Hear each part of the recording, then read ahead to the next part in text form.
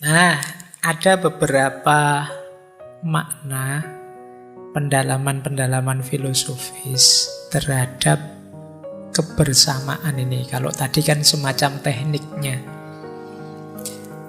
Yang paling terkenal, kenapa sih kita harus bersama? Ada makna bahwa kebersamaan itu kekuatan. Ada banyak sekali quote. Saya ambil 3 dari disiplin yang berbeda. Yang pertama Bunda Teresa. Kapan-kapan kita angkat beliau. Aku dapat melakukan hal-hal yang tidak dapat engkau lakukan, dan engkau dapat melakukan hal-hal yang tidak dapat aku lakukan. Bersama-sama kita bisa melakukan hal-hal yang hebat. Jadi kebersamaan itu kekuatan. Hal yang sama disampaikan Malcolm X, tokoh pejuang HAM dari Amerika yang terkenal sekali. Kata beliau, ketika saya diganti dengan kami, banyak penyakit tersembuhkan. Ini menarik ya. Coba kalian cek ya. Kalau kata saya itu diganti dengan kami, itu lebih luar biasa. Saya makan enak. Itu lebih dahsyat kalau yang makan enak tidak cuma saya, tapi kami makan enak. Saya sukses. Itu bagus. Tapi lebih luar biasa lagi kalau kami sukses. Gantilah saya dengan kami dan rasakan efeknya. Karena kebersamaan itu lebih luar biasa. Baik, lanjut. Kalau ini businessman Henry Ford yang terkenal dengan perusahaan otomotifnya. Kebersamaan adalah awal. Menjaga kebersamaan adalah proses. Bekerja bersama adalah sukses. Kalau ingin berhasil, apalagi di dunia kerja, awali dengan kebersamaan. Jangan sendirian, banyak teman, lebih mudah suksesnya. Nah, dalam prosesnya kita juga harus bisa menjaga kebersamaan, kekompakan, komitmen. Karena ternyata bekerja bersama adalah rumusnya orang sukses. Sekaya apapun kita, tetap butuh bantuan kerjasama orang lain.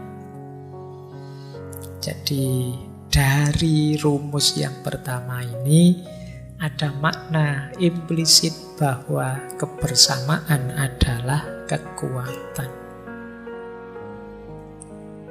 Ini menurut saya menarik quote ini. Jika engkau ingin berjalan cepat, berjalanlah sendirian. Tapi jika engkau ingin berjalan jauh, berjalanlah bersama-sama. Sendirian mungkin kamu bisa lebih cepat, meningkatkan kualitas dirimu mungkin. Tapi kalau ingin lebih jauh, kamu butuh teman. Kalau melakukan perjalanan jauh sendirian kan sangat berat. Kalau banyak teman tidak. Tapi kalau jalan cepat bisa sendirian. Nanti kamu renungi maknanya ini ya. Journey, perjalanan hidupmu itu perjalanan yang jauh apa yang dekat saja dan kamu ingin cepat. Kalau tujuanmu dekat-dekat saja ya sendirian tidak apa-apa, kamu bisa cepat. Tapi kalau targetmu, cita-citamu, keinginanmu tinggi dan jauh, kamu tidak bisa sendirian. Kamu butuh teman. Jadi kalau engkau ingin berjalan cepat, berjalanlah sendiri. Tapi kalau engkau ingin berjalan jauh, berjalanlah bersama. Baik, ada lagi yang memaknai kebersamaan adalah keindahan. Ada beberapa quotes, tapi kali ini saya tidak membaca quote ini, waktunya agak mepet. Intinya begini, coba dilihat teman-teman, Fenomena orang saling menyayangi, orang saling membantu, orang saling mengasihi, itu indah. Kalau ada orang membantu yang lain, orang bekerja sama, itu indah. Kita melihatnya kadang terharu. Kalau lihat orang bermusuhan, orang saling maki-maki, kita kan melihatnya juga capek, lelah, tidak senang. Jadi kebersamaan itu estetik, indah. Kekompakan itu indah. Wong sepak bola aja salah umpan kita jengkel. Itu loh. Kalau bisa dikitakannya enak kan kita senang. Jadi kebersamaan itu indah. Makanya di salah satu quote itu ada quotes-nya Khalil Gibran, biarlah ada ruang dalam kebersamaanmu seperti setiap dawai kecapi yang menari sendiri meski bergetar dengan alunan musik yang sama. Ini yang kita sebut harmoni. Kita yang bisa apa, dia yang bisa apa, mereka yang bisa apa, bareng-bareng sesuai keunikannya masing-masing, menghidupkan harmoni dan kita melihatnya indah. Jadi kebersamaan adalah keindahan. Terus kebersamaan juga bermakna keutamaan hidup. Kalau ini saya ambil semuanya dari Imam Ghazali dalam Ihya. Kenapa bersama yang lain itu lebih utama? Yang pertama, kita bisa saling belajar. Kalau kita sendiri yang terbatas, tapi begitu banyak orang, ilmu yang kita dapat lebih banyak. Dia bisa IPA, matematika, fisika, biologi, saya ngertinya filsafat. Bareng-bareng kita saling belajar dan kita semua dapat 5 bidang sekaligus. Lebih mudah saling belajar. Yang kedua, kita bisa saling memberi manfaat, tidak hanya ilmu. Kalau tadi saling belajar kan berarti ilmu. Tapi ini kita bisa saling memberi manfaat. Mungkin tenaga, mungkin sekedar hiburan kata-kata, mungkin bantuan doa dan lain sebagainya. Saling memberi manfaat. Yang ketiga, latihan sabar. Kalau kita sendirian, kesabaran kita tidak teruji. Coba bareng orang lain, kita bisa ngetes, melatih sabar. Ini punya teman sejak tadi nerocos saja, latihan sabar. Loh, kamu dapat hikmahnya sekarang. Ini teman kok tiap hari menyakitiku terus, latihan sabar. Itu kalau tidak bareng orang lain tidak ada. Kamu uzlah tidak ketemu latihan sabar itu. Latihan sabar dalam kebersamaan, termasuk menghidupkan cinta dan kelembutan.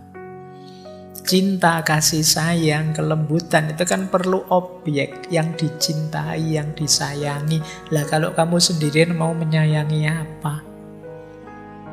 Menyayangi Allah, Pak, ya lambemu dok. Ya kan?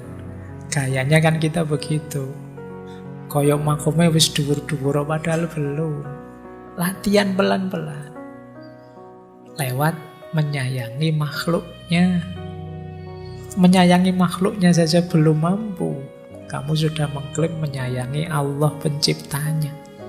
Gimana kamu bisa menyayangi penciptanya yang kamu benci sama yang diciptakan olehnya? Maka latihan menyayangi sesama itu bagian dari keutamaan, kata Imam Ghazali. Dan kata Imam Ghazali ada banyak peluang pahala. Sholat jamaah, kalau kamu mau uzlah tidak bisa mau jamaah sama sopo. Loh, saya kalau sholat makmumnya jin-jin banyak loh Pak. Ya pokoknya ngomel pokoknya kamu itu. Sedekah tetap dalam hidup bersama, mengunjungi yang sakit, takziah dan lain sebagainya. Ada banyak keutamaan dan kemungkinan memperoleh pahala dalam kebersamaan. Terus dalam hidup bersama kita bisa belajar rendah hati, sederhana. Kata Imam Ghazali, kebalikannya orang yang hidup menyendiri lebih terancam dengan sifat sombong dan merasa tinggi. Ini orang sudah rusak semua. Saya yang menyendiri, yang uzlah ini loh, yang paling bersih. Itu paling gampang masuk virus sombong itu. Justru latihannya saat kita bersama yang lain untuk melatih kita ini rendah hati apa tidak. Dan yang terakhir, punya banyak pengalaman hidup. Tentu saja ini keutamaannya hidup bersama. Nah, saya ambil satu lagi makna kebersamaan itu apa? Anugerah. Bersyukurlah ketika kalian masih terbuka hatimu untuk bareng-bareng bersama yang lain. Jadi di surat Al-Anfal ayat 63 itu ada ayat yang menurut saya menarik. Kalau diterjemahkan, lau anfaqta ma fil ardi jami'an ma'allafta baina qulubihim walakinnallaha allafa bainahum innahu azizun hakim. Seandainya engkau nafkahkan semua yang ada di bumi, tidak akan bisa membuatmu melunakkan hati mereka. Tetapi Allah lah yang melunakkan mereka. Karena Allah Maha Agung dan Maha Bijaksana. Jadi ayat ini menegaskan orang itu bisa saling berinteraksi, rukun, saling berkasih sayang. Awalnya karena memang Allah yang menganugerahi kelembutan hati.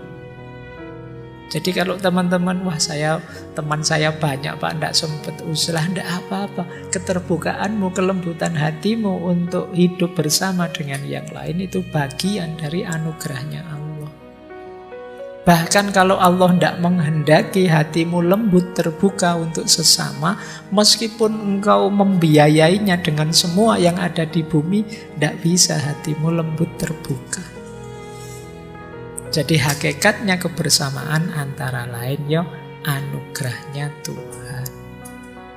Anugerahnya Allah. Berarti bersyukurlah kita yang masih bisa bermasyarakat, berkasih sayang dengan sesama.